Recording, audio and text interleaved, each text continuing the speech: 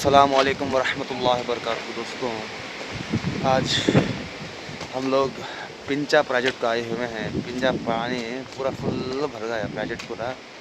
यहाँ आप देख सकते हैं पीछे का माहौल पूरा प्रोजेक्ट को फुल भर को है। आज हम बरसात में आए हुए हैं। बरसात में आए तो बरसात हमारे साथ देता ना है। फुल भर को पानी है पूरा ऐसा प्यारा बोले पीछे का मंजर फुल डैम पूरा भर गया। पहले हम आए थे जब क्या करते थे मुझे तो ये डैम घूमते थे। अब डैम पूरा भरता नहीं है। अब डैम बता तो